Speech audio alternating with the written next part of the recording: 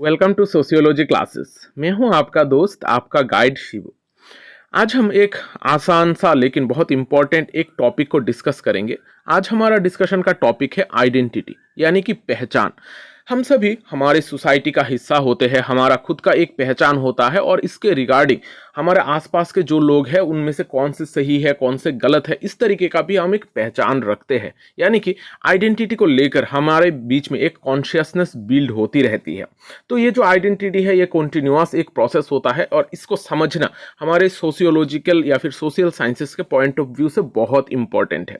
आज के इस क्लास में हम आइडेंटिटी क्या होता है ये समझने की कोशिश करेंगे, आइडेंटिटी के अलग अलग टाइप्स, और यहाँ पर कुछ पर्सपेक्टिव भी हम देखने की कोशिश करेंगे। यानी कि थ्योरीज क्या आइडेंटिटी के रिगार्डिंग क्या क्या थ्योरिटिकल पर्सपेक्टिव डेवलप हुई है, कौन से वो थिंकर्स इंपॉर्टेंट है वो भी समझेंगे। और जो सबसे इंपॉर्टेंट चीज़ है वो है एरिक एरिक्सन का आइडेंटिटी कॉन्स्ट्रक्शन। किस तरीके से हमारा आइडेंटिटी क्रिएट होता है, कॉन्स्ट्रक्ट होता है, इसके रिगार्डिंग उन्होंने 8 स्टेजेस ऑफ साइकोसोशियल डेवलपमेंट दिया है, उस थ्योरी को भी हम समझेंगे। और आखिर में देखेंगे आइडेंटिटी क्राइसिस क्या होता है, आइडेंटिटी क्राइसिस किस तरीके से हो सकता है और आइडेंटिटी क्राइसिस हम किसको कहते हैं, ये सारे चीज़ें इन डिटेल आज के क्लास में डिस्कस करेंगे। अगर आप मेरे क्लासेस में नए हैं तो चैनल को ज़रूर सब्सक्राइब कर लीजिएगा, क्योंकि इस चैनल पे आपको सोशियोलॉजी रिलेटेड बहुत सारे वीडियोस मिलेंगे। यहाँ पर बहुत सारे प्लेलिस्ट है, आप अपने एग्जाम के ज़रूरत के हिसाब से प्लेलिस्ट चूज करके स्टडी कर सकते हो, आपको चीज़ें ढूंढने में आसानी होगी। तो चलिए आज का ये जो आइडेंटिटी के ऊपर क्लास है ये हम शुरू करते हैं। पहले हम समझते हैं कि आइडेंटिटी बेसिकली हम किसको कहते हैं, पहचान हम किसको कहते हैं। अमूमन हम सभी ये जो वर्ड है पहचान के साथ रिलेट करते हैं, लेकिन थोड़ा थ्योरेटिकल पॉइंट ऑफ व्यू से चीज़ों को समझने की कोशिश करते हैं। हम जो भी इंडिविजुअल है या फिर हम किसी ग्रुप का मेंबर हो सकते हैं, कोई भी इंसान हमको जिस तरीके से देख रहा है या फिर हम खुद को जिस तरीके से समझने की कोशिश करते हैं, डेवलप करते हैं over the period of time, उसको कहा जाता है आइडेंटिटी। यानी कि हम किस तरीके के इंसान है, सोसाइटी हमें किस तरीके से परसीव करती है या फिर हम खुद को किस तरीके से डिफाइन कर पाते हैं, इसको कहा जाता है आइडेंटिटी। आइडेंटिटी यानी कि यहाँ पर पहचान। अब ये जो हमारा पहचान है ये बहुत सारे अलग अलग चीज़ों के द्वारा शेप्ड होती है। हमारा ह्यूमन बिहेवियर किस तरीके से होगा, हम सोशल रिलेशनशिप में किस तरीके से रहेंगे, ये सारे चीज़ें हमारे आइडेंटिटी के कंस्ट्रक्शन में एक इंपॉर्टेंट क्रूशियल रोल प्ले करता है। यहाँ पर हमारा जो आइडेंटिटी है कोई एक सिंगल फैक्टर के द्वारा सिर्फ गाइडेड नहीं होता है। यानी कि सिर्फ ऐसा नहीं है कि हमारा फैमिली हमें जिस तरीके से सिखा रही है उसी तरीके से हमारा आइडेंटिटी फॉर्म होगा या फिर हम खुद जिस तरीके से चाहते हैं उस तरीके से फॉर्म होगा, ऐसा नहीं है। बहुत सारे मल्टी लेवल के चीज़ें हैं, मल्टी डायमेंशनल चीज़ें हैं जो हमारे आइडेंटिटी में बहुत इंपॉर्टेंट रोल प्ले करता है। जैसे हमारा सोशल स्ट्रक्चर किस तरीके का है, यहाँ पर हम किस तरीके से लोगों के साथ इंटरेक्ट कर रहे हैं, हमारा ग्रुप में कौन से वो लोग हैं, हमारा कल्चर का नॉर्म्स वैल्यूज क्या है, ये सारी चीज़ें मिलकर हमारा आइडेंटिटी को क्रिएट करता है। तो यहाँ पर सिंगल कोई फैक्टर नहीं है जिसके द्वारा हमारा आइडेंटिटी क्रिएट होगा। बहुत सारे अलग अलग मल्टी लेवल पे फैक्टर्स होंगे जहाँ पर हम personal level, social level, collective level पे भी चीज़ों को अंडरस्टैंड कर सकते हैं और उसी के अकॉर्डिंग हमारा जो आइडेंटिटी है वो क्रिएट होगा। अब देखते हैं टाइप्स ऑफ आइडेंटिटी। अब आइडेंटिटी को बहुत सारे अलग अलग टाइप्स में हम डिवाइड कर सकते हैं। इसमें से एक ही इंसान को हम अलग अलग टाइप में भी रख सकते हैं। तो ऐसा नहीं है कोई सिंगल इंसान है सो वो सिर्फ एक ही टाइप में आएगा, ऐसा नहीं है। हम एक ही इंसान को अलग अलग टाइप्स ऑफ पर्सनालिटी में, आइडेंटिटी में रख सकते हैं। अब नॉर्मली हम 4 तरीके का आइडेंटिटी देखते हैं: personal identity, social identity, cultural identity, collective identity. Personal identity, जब किसी भी एक इंसान का, किसी भी एक इंडिविजुअल का सेल्फ कॉन्सेप्ट जिस तरीके से डेवलप होता है, उसका personal characteristics, values, life experiences के द्वारा जब उसका आइडेंटिटी क्रिएट होता है, इसको कहा जाता है पर्सनल आइडेंटिटी। यानी कि वो एक इंडिविजुअल का एक यूनिक आइडेंटिटी होगा जो उसके इर्द गिर्द जो भी घटनाएं घटी है, उसका लाइफ का एक्सपीरियंसेस है, उसके द्वारा शेप्ड होगी। तो ये पर्सनल आइडेंटिटी बेसिकली साइकोलॉजिकल और सोशल इंटरेक्शन के द्वारा शेप्ड होती है। फिर दूसरा तरीके का जो आइडेंटिटी है वो है सोशल आइडेंटिटी। हम सभी किसी न किसी सोशल ग्रुप का हिस्सा है और उस ग्रुप के मेंबर को किस तरीके से पहचाना जाता है, उस उसको उस तरीके का आइडेंटिटी को कहते हैं सोशल आइडेंटिटी। जैसे हम किसी एक कास्ट से बिलोंग कर सकते हैं या फिर किसी रेस से, हमारा अलग एक जेंडर हो सकता है, हम सोशल क्लास अलग हो सकता है, हम रिलीजन अलग हो सकता है, तो डिफरेंट तरीके का सोशल आइडेंटिटी हमारा हो सकता है। हम किसी एक पर्टिकुलर ग्रुप के मेंबर हो सकते हैं। तो उस तरीके का अगर सोसाइटी में किसी भी एक ग्रुप का हम मेंबर है, तब उस तरीके का आइडेंटिटी को कहा जाएगा सोशल आइडेंटिटी। फिर है हमारा कल्चरल आइडेंटिटी। हमारा culture, tradition, language, customs, heritage, ये सारे चीज़ों के साथ हम जुड़े हुए हैं और ये सारी चीज़ें भी हमारा आइडेंटिटी को शेप करता है। कोई भी एक कल्चरल ग्रुप का भी अलग एक डिफरेंट तरीके का आइडेंटिटी होता है और उस ग्रुप को हम उसी तरीके से समझने की कोशिश करते हैं। आजकल के वक्त पर ये जो कल्चर है, कल्चर बहुत ही रैपिडली चेंज हो रहा है। खास करके ग्लोबलाइजेशन के वजह से हम बहुत सारे कल्चरल एक्सचेंज देखते हैं, हाइब्रिडाइजेशन ऑफ कल्चर भी हो रहा है। तो यहाँ पर आइडेंटिटी, कल्चरल आइडेंटिटी भी बहुत ज्यादा चेंज होती हुई हमें देखने को मिलती है, क्योंकि लोग आजकल मल्टी लैंग्वेज बोल रहे हैं, बहुत सारे अलग अलग ट्रेडिशंस को एक साथ फॉलो कर रहे हैं। फिर जो नेक्स्ट टाइप ऑफ आइडेंटिटी है वो है कलेक्टिव आइडेंटिटी। जब हम ग्रुप में रहते हैं, जब बहुत सारे लोगों के साथ एकजुट होकर रहते हैं, वहां पर हमें एक सेंस ऑफ बिलोंगिंगनेस क्रिएट होता है, उसको कहा जाता है कलेक्टिव आइडेंटिटी।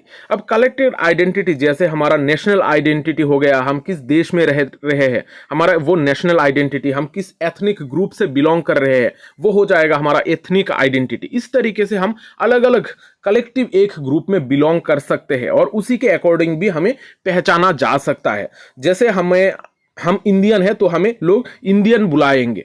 तो इस तरीके ये जो आइडेंटिटी है ये हमारा कलेक्टिव आइडेंटिटी है। इंडिया में जो भी लोग रहे हैं उन सारे लोगों को एक साथ कलेक्टिवली इसी तरीके से बुलाया जाएगा। तो ये जो कलेक्टिव आइडेंटिटी है, कलेक्टिव आइडेंटिटी को मोबिलाइज किया जा सकता है पॉलिटिकल और सोशल मूवमेंट के वक्त पर। बहुत सारे अलग अलग तरीके का मूवमेंट्स होते हैं जहां पर लोग एक तरीके का कलेक्टिवली फील करते हैं, तो वहां पर इसके रिगार्डिंग उसको बचाने के लिए लोग मूवमेंट कर सकते हैं, पॉलिटिकली अवेयर भी हो सकते हैं। तो यहाँ पर नॉर्मली 4 तरीके का हमें आइडेंटिटी देखने को मिलता है। अब देखते हैं की theoretical perspectives on identity. Identity को लेकर बहुत सारे थ्योरीज, बहुत सारे पर्सपेक्टिव में हमें आइडेंटिटी देखने को मिलता है, लेकिन कुछ जो 4 इंपॉर्टेंट थ्योरीज है, 4 इंपॉर्टेंट पर्सपेक्टिव है, उनको हम थोड़ा समझेंगे। सारे चीजों को यहाँ पर एक जगह पर डिस्कस करना इतना ज्यादा जरूरत भी नहीं है। तो हम देखते हैं क्या वो इंपॉर्टेंट पर्सपेक्टिव है आइडेंटिटी को लेकर। सबसे इंपॉर्टेंट जो पर्सपेक्टिव है वो है सिंबॉलिक इंटरेक्शनिज्म।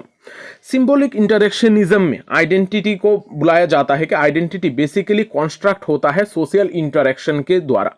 सिंबॉलिक इंटरेक्शनिज्म वाले ज्यादातर फोकस करते हैं इंटरेक्शन के ऊपर, लोग किस तरीके से इंटरेक्ट करते हैं और उसी के अकॉर्डिंग चीजें हमारी सोसाइटी में चलती रहती है। तो यहाँ पर सिंबॉलिक इंटरेक्शनिज्म में कहा जाता है जो हमारा आइडेंटिटी है वो हमारा सोशल इंटरेक्शन के द्वारा ही क्रिएट होती है।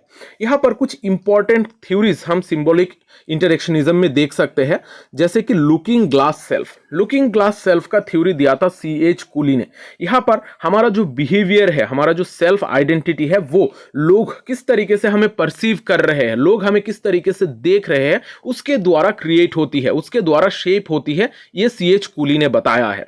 फिर G.H. Mead I and me का कॉन्सेप्ट देते हैं, जहां पर हमारा खुद का एक आइडेंटिटी की बात की जाती है और दूसरा जो है वो हमारा लोग किस तरीके से हमें परसीव कर रहे हैं, सोसाइटल एक्सपेक्टेशन के द्वारा हमारा क्या आइडेंटिटी क्रिएट हो रहा है, उसके बारे में बात की जा रही है। तो यहां पर अलग अलग थिंकर्स का डिफरेंट व्यू पॉइंट है। फिर हम देखते हैं कॉन्फ्लिक्ट पर्सपेक्टिव। कॉन्फ्लिक्ट पर्सपेक्टिव हर चीज को क्लास स्ट्रगल और पावर डायनामिक्स के द्वारा समझने की कोशिश करता है। तो उनका भी कहना है कि जो आइडेंटिटी है वो क्लास स्ट्रगल के द्वारा इन्फ्लुएंस्ड है और पावर डायनामिक्स के द्वारा भी गाइडेड है। यहाँ पर जो डोमिनेंट आइडियोलॉजीज है, हमारा सोसाइटी में जो भी लोग इन्फ्लुएंशियल है, वो लोग अपना आइडियोलॉजी को लोगों तक पहुंचाने की कोशिश करते हैं और उसी के अकॉर्डिंग हमारा जो आइडेंटिटी है वो क्रिएट होता है। जैसे हम समाज व्यवस्था में देखते हैं, जो भी ऊंचे लोग हैं, हाई क्लास के लोग हैं, उनको हम बेहतर मानते हैं, उनका जो नॉलेज है, या फिर उनका जो स्ट्रगल है वो सारी चीज़ें सिर्फ बुक्स में दी गई है, ना कि जो इंडिजिनस छोटे मोटे जो ट्राइबल ग्रुप्स होते हैं उनके किसी भी चीज़ को हम बुक में नहीं पढ़ते हैं, उनके बारे में कोई बातें नहीं करता है। तो यहाँ पर कुछ एक डोमिनेंट आइडियोलॉजी होता है। तो इस तरीके से कॉन्फ्लिक्ट पर्सपेक्टिव में कहा जाता है जो भी डोमिनेंट आइडियोलॉजी है वो हमारा आइडेंटिटी को शेप करता है और उसी के अकॉर्डिंग उसको ही फॉलो करते हुए हम सोसाइटी में आगे बढ़ते हैं। अब देखते हैं next perspective, post modern and post structuralist approaches. अब ये जो post modern and post structuralist approach है ये बेसिकली हमारा आइडेंटिटी को एक फ्लूइड मानता है, यानी कि ये समय के साथ साथ बदलता रहेगा। हमारा जो आइडेंटिटी है ये समय के साथ साथ बदलता रहता है, ये कभी भी फिक्स्ड नहीं होता है। और ये बेसिकली सोसाइटी जिस तरीके से बदलेगा ये कंस्ट्रक्शन भी सेम तरीके से चेंज होता रहेगा। इसमें जो इंपॉर्टेंट थिंकर है वो है मिशेल फोको। मिशेल फोको कहते हैं कि जो आइडेंटिटी है ये डिस्कोर्स और पावर रिलेशंस के द्वारा शेप्ड होती है और ये टाइम टू टाइम बदलता रहता है। उसी तरीके से जुडिथ बटलर भी कहते हैं, वो एक कॉन्सेप्ट डेवलप करते हैं परफॉर्मेटिविटी। हम जिस तरीके से हमारे सोसाइटी में परफॉर्म करते हैं, सोशल एक्शंस हम करते हैं, उसी के अकॉर्डिंग हमारा आइडेंटिटी भी क्रिएट होता है। जैसे कि हमारा जेंडर आइडेंटिटी, हम जेंडर रोल्स को जिस तरीके से निभाएंगे, हमें जिस तरीके से परफॉर्म करना सिखाया जाएगा उसी तरीके से हमारा आइडेंटिटी जो है वो क्रिएट होगा। जैसे हम एग्जांपल अगर समझे, जो महिलाएं हैं उनको, फीमेल्स है उनको पहले से ही घर का कामकाज करने के बारे में सिखाया जाता है और उसी तरीके से उनको मदरहुड निभाने में उनको पहले से ही प्रिपेयर किया जाता है। और ऑपोजिट में अगर हम लड़कों को देखें तो घर के काम करने के लिए, जो बाहर जाके जो काम करते हैं उसके लिए धीरे धीरे प्रिपेयर करते हैं। तो यहाँ पर परफॉर्मेंस के ऊपर बहुत ज़्यादा ध्यान दी जाती है और परफॉर्मेंस के अकॉर्डिंग ही हमारा आइडेंटिटी जो है वो शेप होता है, ये कहते हैं जुडिथ बटलर। फिर जो एक पर्सपेक्टिव है, ये सबसे थोड़ा अलग और इंपॉर्टेंट एक पर्सपेक्टिव है, ये है इंटरसेक्शनलिटी। इंटरसेक्शनलिटी का कॉन्सेप्ट को दिया था किम्बर्ली क्रैनशॉ ने। किम्बर्ली क्रैनशॉ ने कहा है कि जो हमारा आइडेंटिटी है ये सिर्फ एक फैक्टर के द्वारा गाइडेड नहीं होता है, बहुत सारे अलग अलग ओवरलैपिंग फैक्टर्स है, जैसे रेस, जेंडर, क्लास, सेक्सुअलिटी, ये सारी चीजें हमारे आइडेंटिटी को शेप करने में मदद करते हैं। जैसे कोई एक फीमेल है, फीमेल का आइडेंटिटी डायरेक्टली हम नहीं कह सकते कि सारे फीमेल्स का आइडेंटिटी एक जैसा होता है। वो फीमेल कौन सा जेंडर, कौन सा रेस या फिर कौन सा कास्ट से बिलोंग कर रही है ये भी मैटर करता है। साथ ही साथ वो कौन से क्लास से बिलोंग कर रही है, ये सारी चीजों के द्वारा ही उसका आइडेंटिटी शेप्ड होगा। तो यहां पर बहुत सारे मल्टीपल ओवरलैपिंग फैक्टर की बात करती है किम्बर्ली क्रैनशॉ अपना थ्योरी इंटरसेक्शनलिटी में। ये जो इंटरसेक्शनलिटी का कॉन्सेप्ट है ये बहुत बार एग्जाम में पूछा गया है, तो इसको थोड़ा अच्छी तरीके से समझ के आगे बढ़िएगा। अब देखते हैं आइडेंटिटी एंड कॉन्टेम्पररी इश्यूज। हमारा जो आइडेंटिटी है आजकल के वक्त पर कॉन्टेम्पररी वर्ल्ड में एक अलग अलग तरीके से अलग अलग इश्यूज हमें देखने को मिलते हैं, अलग तरीके से शेप्ड हो रही है। जैसे globalisation and hybrid identities. Globalisation के वजह से माइग्रेशन बहुत ज्यादा बढ़ रहा है, यहाँ पर कल्चरल एक्सचेंज हमें देखने को मिलते हैं। तो यहाँ पर एक कॉम्प्लेक्स हाइब्रिड आइडेंटिटी क्रिएट हो रहा है जहां पर हम कुछ ट्रांसनेशनल आइडेंटिटीज भी देखने को मिल रही है। तो यहाँ पर हमारा आइडेंटिटी आज के वक्त पर ग्लोबलाइजेशन के द्वारा बहुत ज्यादा चेंज हो रही है। यहां पर हम डिजिटल एंड ऑनलाइन आइडेंटिटीज भी देख सकते हैं। जैसे हम सोशल मीडिया प्लेटफॉर्म में रह रहे हैं, यहां पर सोशल मीडिया के अलग अलग प्लेटफॉर्म जैसे इंस्टाग्राम है, यहां पर हम फेसबुक देख सकते हैं, जहां पर हर किसी का अपना एक डिजिटल आइडेंटिटी है। लोग ऑनलाइन में अपने आप को एक अलग तरीके से प्रेजेंट करने की कोशिश करते हैं, अपने आप को एक बेहतर तरीके से प्रेजेंट करने की कोशिश करते हैं। तो ये सारी चीजों के द्वारा भी आज के वक्त पर लोगों का आइडेंटिटी क्रिएट हो रहा है। फिर हम जो देखते हैं वो है आइडेंटिटी पॉलिटिक्स। कॉन्टेम्पोररी टाइम पीरियड में आइडेंटिटी पॉलिटिक्स हमें बहुत ज़्यादा देखने को मिलता है। लोगों को मोबिलाइज करना आइडेंटिटी के अकॉर्डिंग आज के वक्त पर बहुत एक इंपॉर्टेंट चीज़ हमें देखने को मिलता है, जहां पर पॉलिटिक्स की जाती है इसको लेकर। जैसे कोई भी कास्ट हो, कास्ट की बेसिस पे हम आजकल पॉलिटिकल पार्टीज को फॉर्म होते हुए देखते हैं, ट्राइब के अकॉर्डिंग पॉलिटिकल पार्टीज फॉर्म होते हुए देखते हैं। तो इस तरीके से हमारा आइडेंटिटी को लेकर पॉलिटिक्स किया जाता है, बहुत सारे मूवमेंट्स छेड़ी जाती है इस आइडेंटिटी को लेकर, जैसे हम इंडिया में देखते हैं कि दलित आइडेंटिटी को लेकर बहुत सारी जगहों पर मूवमेंट छेड़ी गई है, और नॉर्थ ईस्ट जैसे जगहों पर हम बेसिकली ट्राइब के बेसिस पर यहाँ पर मूवमेंट्स देखते हैं। और इसी तरीके से हम अगर ऑल वर्ल्ड वाइड आइडेंटिटी को रिगार्डिंग पॉलिटिक्स देखते हैं, वो है ब्लैक लाइव्स मैटर। यहाँ पर जो ब्लैक कलर्ड पीपल है उनके लिए, उनको बचाने के लिए बहुत सारे मूवमेंट भी छेड़ी गई है। तो यहाँ पर आइडेंटिटी को लेकर बहुत सारे पॉलिटिक्स हमें देखने को मिलता है। फिर हम देखते हैं स्टेट एंड आइडेंटिटी। स्टेट या फिर नेशन जो है वो एक इंडिविजुअल का आइडेंटिटी को शेप करने में बहुत इंपॉर्टेंट रोल प्ले कर रहा है। कोई भी इंसान किस कंट्री में उनका जन्म हुआ है, वो किस कंट्री में रह रहा है, उसका सिटीजनशिप कौन से कंट्री में का है, ये सारी चीज़ें भी मैटर करता है। वो ग्रुप जो गवर्नमेंट है उसका पॉलिसीज उसको किस तरीके से इंक्लूड कर रहा है या फिर एक्सक्लूड कर रहा है, ये सारी चीजें भी उसके आइडेंटिटी में बहुत ज्यादा मैटर कर रहा है। अब देखते हैं Erik Erikson's identity construction. Erik Erikson ने दिखाया है कि किस तरीके से हमारा आइडेंटिटी कॉन्स्ट्रक्ट होता है, हमारा जो पहचान है वो किस तरीके से क्रिएट होता है। उनके हिसाब से जो हमारा आइडेंटिटी है ये हमारे इंडिविजुअल के साथ साथ हमारा जो कम्युनल कल्चर है ये सारी चीज़ों के साथ रिलेटेड है। ऐसा नहीं है कि इंडिविजुअल के द्वारा ही सिर्फ गाइडेड होता है, यहाँ पर हमारा कम्युनिटी के द्वारा भी, हमारा कल्चरल पार्ट के द्वारा भी बहुत ज़्यादा गाइडेड होता है हमारा आइडेंटिटी। तो यहाँ पर जो आइडेंटिटी डेवलपमेंट है बहुत सारे चीज़ों के द्वारा यहाँ पर गाइडेड होती है, बहुत सारे कॉम्बिनेशन के द्वारा आइडेंटिटी क्रिएट होती है। जैसे कि हमारा personal experience, values, beliefs, memories, ये सारी चीज़ें हमारे आइडेंटिटी डेवलपमेंट में मदद करती है। यहाँ पर किसी भी एक इंसान का आइडेंटिटी ऐसा नहीं है कि एक पीरियड ऑफ टाइम पे वो आइडेंटिटी क्रिएट होगा। ये जो आइडेंटिटी कंस्ट्रक्शन है ये थ्रू आउट द लाइफ चलता रहता है, यानी कि किसी भी एक जगह पर ये थमकर नहीं रहता है, ये थ्रू आउट उसके लाइफ चलता रहता है। और लाइफ टाइम में हम बहुत सारी चीज़ें चेंज करते रहते हैं और हमारा जो आइडेंटिटी है अलग अलग वक्त पर ये चेंज होता रहता है।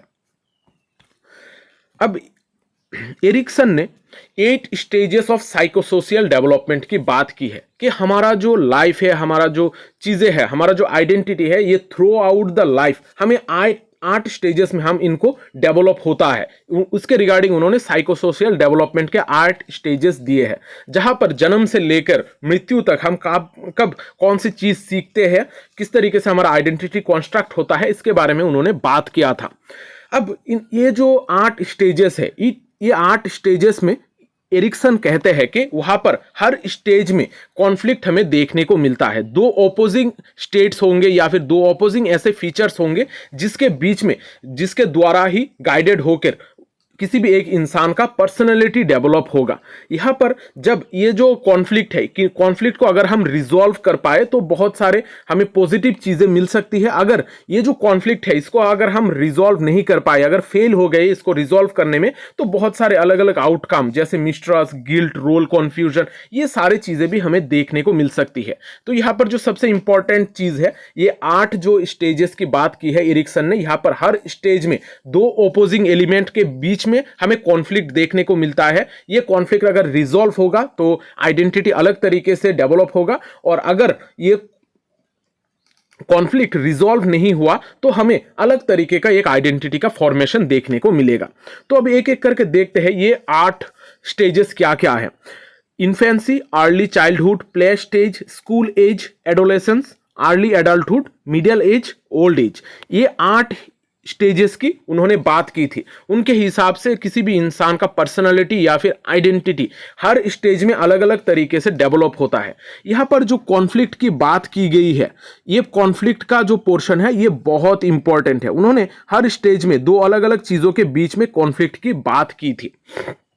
जैसे इन्फेंसी के वक्त पर ट्रस्ट एंड मिसट्रस्ट के बीच में यहाँ पर कॉन्फ्लिक्ट होगी। अर्ली चाइल्डहुड के टाइम पर ऑटोनॉमी और शेम के बीच में यहाँ पर कंफ्यूजन होगा। प्ले एज में इनिशिएटिव वर्सेस गिल्ट के ऊपर उनका चीज़ें होंगी, वो लोग इस तरीके का कॉन्फ्लिक्ट में रहेंगे। लेकिन यहाँ पर जो हमारा आइडेंटिटी कॉन्स्ट्रक्शन में सबसे इंपॉर्टेंट स्टेज है वो है हमारा 5th स्टेज, जो हमारा एडोलेसेंस का टाइम पीरियड होता है। ये जो एडोलेसेंस है ये सबसे इंपॉर्टेंट है हमारा आइडेंटिटी के कॉन्स्ट्रक्शन में। बाकी सारे भी इंपॉर्टेंट है, लेकिन ये जो एडोलेसेंस टाइम पीरियड है, 12 से 18 साल का जो वक्त है, यहां पर हमारा आइडेंटिटी सबसे ज्यादा बेहतर तरीके से डेवलप होती है। यहां पर जो मेन कॉन्फ्लिक्ट होता है वो है आइडेंटिटी वर्सेस रोल कंफ्यूजन। हमारा आइडेंटिटी क्या है और हमारा रोल क्या है, इसके बीच में हमें एक कंफ्यूजन यहां पर इस पीरियड पर, एडोलेसेंस के पीरियड पर देखने को मिलता है। अगर यहां पर हमारा जो कॉन्फ्लिक्ट है ये रिजॉल्व हो गया तो हमारा आइडेंटिटी एक बेहतर आइडेंटिटी की तरह उभर कर आएगा, और अगर ये कंफ्यूजन दूर ना हुआ तो हमें यहां पर हमारा रोल को लेकर हमेशा एक कंफ्यूजन होती रहेगी। तो ये जो स्टेज है इसको जरूर याद रखिएगा, हम थोड़ा इसके रिगार्डिंग और भी डिटेल यहां पर समझेंगे। अब ये जो स्टेज की बात हमने की है, इसी के इर्द गिर्द एक और कॉन्सेप्ट को डेवलप किया था एरिक एरिक्सन ने, जो है आइडेंटिटी क्राइसिस। आइडेंटिटी क्राइसिस किसी भी एक इंडिविजुअल का स्ट्रगल की बात हम करते हैं, या फिर उसके जो आइडेंटिटी है वो किस तरीके से क्रिएट हो रहा है, उसका अगर किसी भी चीज में कंफ्यूजन रह गया, उसका आइडेंटिटी के कंस्ट्रक्शन के वक्त उसका कॉन्फ्लिक्ट रह गया रोल को लेकर, उसके एक्सपेक्टेशंस को लेकर, या फिर उसके ऊपर अगर एक्सटर्नल प्रेशर दिया गया तो उसका आइडेंटिटी एक अलग तरीके से क्रिएट होगा। उसके आइडेंटिटी के कंस्ट्रक्शन के वक्त बहुत सारा स्ट्रगल उसको झेलने पड़ेंगे। तो ये जो टाइम पीरियड है, ये जो आइडेंटिटी अगर क्रिएट सही ढंग से नहीं हुआ, इस चीज को हम कहेंगे आइडेंटिटी क्राइसिस, जहां पर बहुत सारे फैक्टर के द्वारा एक इंडिविजुअल का आइडेंटिटी सही ढंग से क्रिएट नहीं हुआ है। इसको आइडेंटिटी क्राइसिस कहा जाता है। ये जो आइडेंटिटी क्राइसिस का कॉन्सेप्ट है, इसको इंट्रोड्यूस किया था एरिक एरिक्सन ने।